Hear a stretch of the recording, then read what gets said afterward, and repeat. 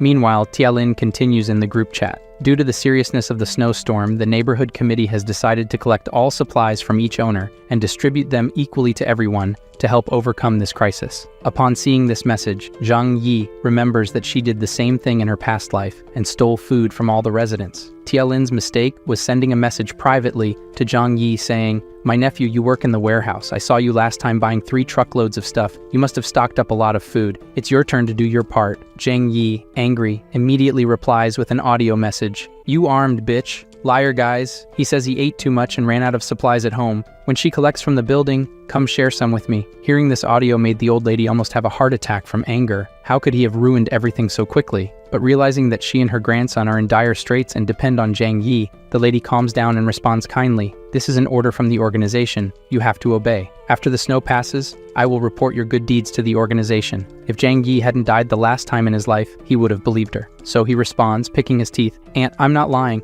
I have nothing to eat at home, and I'm hungry. How about you send me some instant noodles, please?" Upon hearing this, Tialin couldn't hold back and replied to Zhang Yi, "Refusing to surrender your supplies is the same as going against the organization. I will definitely report you all." Zhang Yi dismissed her and said she was nothing. This made Tialin so nervous that she slammed her phone against the wall, furious with Zhang Yi just like her. After not getting any advantage, Tialin focused on the other owners. If she could deceive some of them, it would be enough. 2 days later, with Tialin lying, several owners sent their supplies to the old lady's house. Seeing this situation, Zhang Yi thought that everyone was stupid, believing in someone in this post-apocalyptic world. After so long, the whole world must be in chaos. Not enough food. People could only wait to starve to death or hunt for food. Many owners began tagging Tialin in the chat, asking about the supplies that were supposed to be distributed equally. "Many of us have no food at home. I want food, or I'll eat you, Tialin." The crooked trustee responded to the demands, mocking, "You idiots. These supplies were obtained through my hard work. Why should I give them away?" At that moment, her phone rang and, seeing that it was Chen Zheng, she began to sweat cold. "What do you want with an old lady?" Chen Zheng said coldly. "Tialin, you really tricked and took everyone's supplies to your house." She pretended to be innocent, saying it was the arrangement of the community committee and that she was just doing her duty. Chen Zheng then said that this is perfect. 10 of them are waiting for her to distribute the supplies. Hearing this, Tialin tried to argue, saying,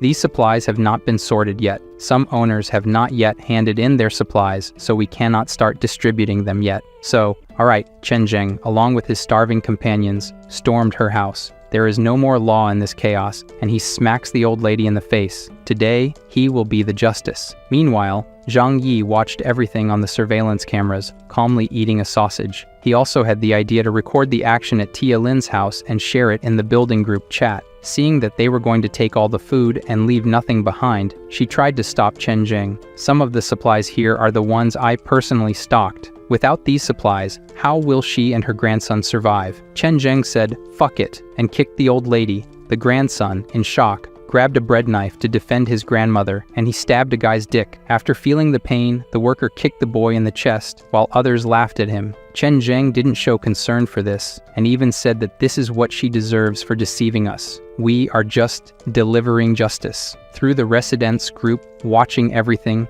they also applauded and enjoyed it. "You old liar, that's how you deal with scammers." They thanked Chen Zheng. Seeing these messages, Zhang Yi said that these idiots don't understand the real problem. Today, Chen Zheng invaded old lady Lin's house. Tomorrow, he may invade yours. But since all of this doesn't represent a risk for Zhang Yi, he says he doesn't care. His steel door will never fall to these guys. After a while, Tialin was asking for help in the residents group. "Does anyone have hemostatic drugs, wound medicine, and antibiotics? My grandson was shot by Chen Zheng. Dr. Xiaohu urgently needs these medicines for the grandson's surgery." Upon hearing this, Zhang Yi's eyes widened. Dr. Xiaohu was a kind doctor in his past life. Here we see why his eyes are turned in different directions. Tialin made an appeal for medicine, promising gratitude to anyone willing to provide it. But all she received was a lull from the residents. No one wanted to believe or help. Zhang Yi, seeing this, just thought it must be karma.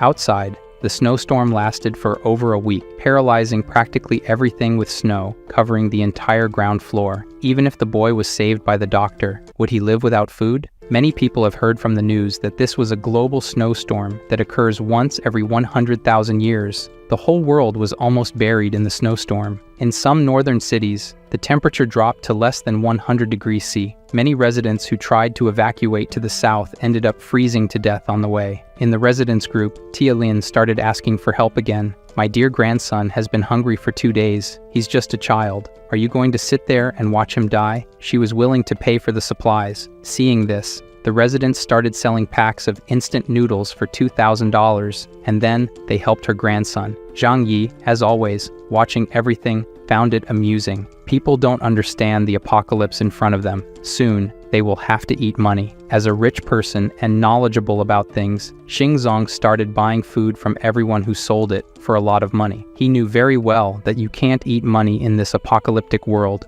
A single mother made an appeal for help in the group as well. Her daughter was about to starve to death, and she hoped everyone could help her. Zhang Yi says that this woman in his past life, with her daughter, survived for a long time, so it's all good. It had been 10 days since the freezing. Zhang Yi, as always, was at home, enjoying the comfort. At this moment, the phone rang. Seeing who it was, he chuckled. He opened the video call and said they seemed thinner. So are they eating well? The sight of the chicken made both of them drool instantly, and they asked why he still has so much food at home. And with this cold, why is he sweating? Mockingly, he says he has a fireplace at home. It's very warm, and he jokes that he's even thinking of going for a run outside to get some fresh air. Yu Qing, drooling over Zhang Yi, saying he's amazing, asked to take a bath inside with him. Without thinking twice, he rejected the invitation and even made a joke. The girl instantly became angry at Zhang Yi's words. It's okay if you don't want to help, but mocking them is not cool. So, is that how it is? You still think I'm a loser? Zhang Yi asked. If you want food, go find your rich boy. And he hung up the call. On the other end, Yu Qing got so pissed off that she threw her phone on the ground. Her loser wasn't a loser anymore. Her best friend still praised Zhang Yi. This guy is awesome. It's her loss for not enjoying the stuff at his place right now. He's better than the rich boys they used to hang out with.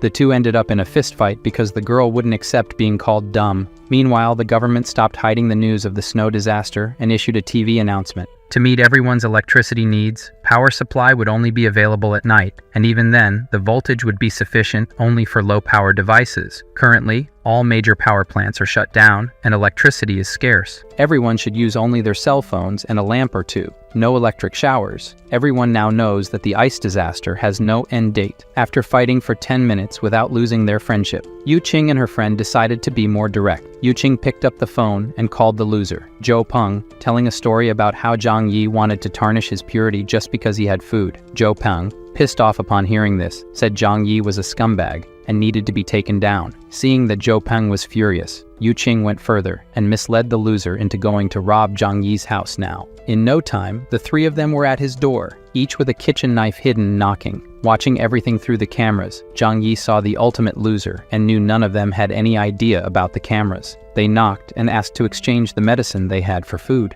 Angry at their attempt to trick him, Zhang Yi decided to be aggressive. Grabbing the hose to spray water on them and end the problems, he changed his mind when he saw the accumulated trash can. His idea was obvious, but magically, I don't know how, he with the hose sprayed sewage on the three, leaving everything full of garbage and saying that's the food they deserve, they can eat. Zhou Peng, furious, struck the door but didn't scratch it. His hand was hurt. Laughing it off, Zhang Yi said through the speaker that the door is made of steel and they can't open it. After a while, Zhang Yi gave up on them and went to sleep. However, he suddenly woke up to the sound of a gunshot. Even though he knew that sooner or later the law of the jungle would be put into practice, the sudden shot still startled him. Checking the surveillance camera images on the tablet, he realized that Chen Zheng and his employees were going from house to house, stealing supplies. Many met the same fate he had in his past life during the apocalypse. He even sent photos of what he could do to the building groups, and claimed that he now controlled all the buildings. Watching the situation through the surveillance cameras, a new group was formed, where several residents denounced Chen Zheng's actions in the chat, stating the need to go against him soon.